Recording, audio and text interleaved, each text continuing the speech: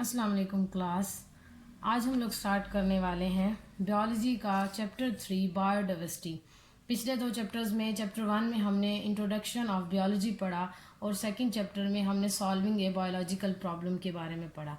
अब third chapter हमारे पास है biodiversity. Biodiversity is our first lecture of this chapter and this is also the name of this chapter.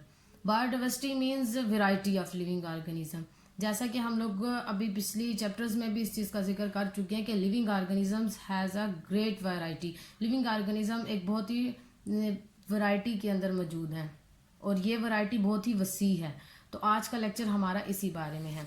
तो सबसे पहले हम पढ़ लेते हैं बायोडाइवर्सिटी की एटमोलॉजी।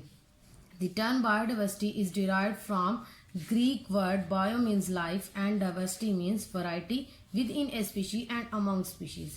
कहते हैं कि बायोडाइवर्सिटी का ये जो वर्ड है डिराइव हुआ है दो ग्रीक वर्ड से। Bio means life and diversity means variety with in A species and among species.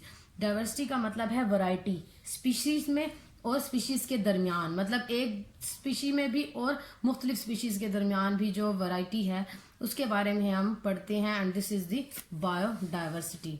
So this term biodiversity coined by Walter G Rosen in 1985। Biodiversity के जो टर्म है ये दी थी किसने? वाल्टर जी रोजन ने इन 1985 में। अब आ जाते हैं हम इसकी डेफिनेशन की तरफ। It is the study of variety of organism present in different ecosystem.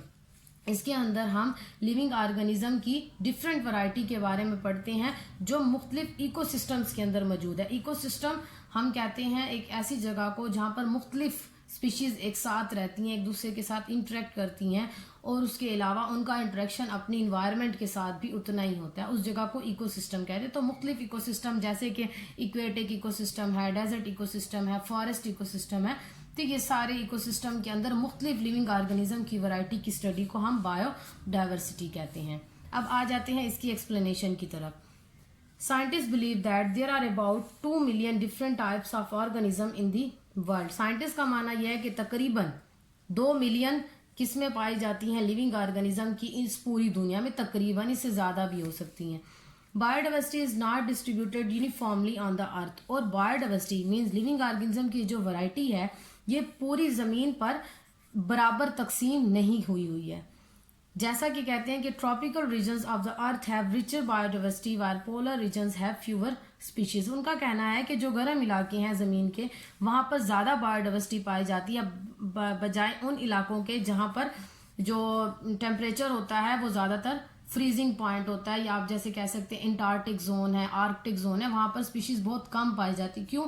क्योंकि वहाँ का टेम्परेचर इतना ज़्यादा लो होता है कि वहाँ पर स्पीशीज़ सर्वाइव नहीं कर पाती। जैसा कि हमने आर्कटिक जोन में देखा है कि वहाँ पर पोलर बियर्स होते हैं, उसके अलावा पेंगुइन होते हैं और बस ये 2-3 स्पीशीज़ वहाँ पर नज़र आती है। वहाँ पर वेजिटेशन जो है वो भी बहुत कम होती है, मीन्स प्लांट्स वगैरह भी वहाँ पर बहुत कम होते हैं। इसकी निस्बत जो ट्रॉपिकल रीजन्स होते हैं, गर्म इलाके होते हैं जहाँ पर मौसम इतना ज़्यादा सर्द नहीं होता, नॉर्मल होता है, वहाँ पर बायोडाइवर्सिटी ज़्यादा देखने को मिलती है।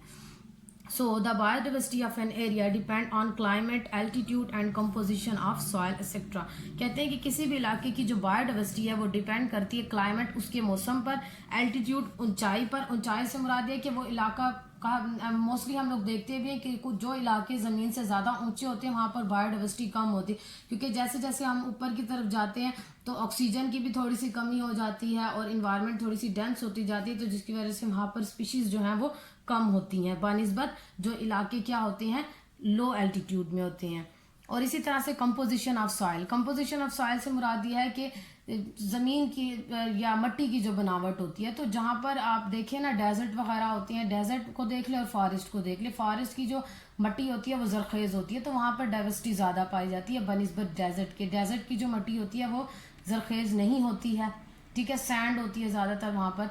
तो वहाँ पर वेजिटेशन भी बहुत कम होती है और वहाँ पर एनिमल्स की वैरायटी भी हमें कम देखने को मिलती है। तो ये था हमारा आज का इस चैप्टर 3 का पहला टॉपिक, जिसमें हमने ये पढ़ा कि दुनिया के अंदर जो लिविंग ऑर्गेनिज्म की वैरायटी को स्टडी करना वो क्या कहलाती है? बायोडाइवर्सिटी कहलाती है।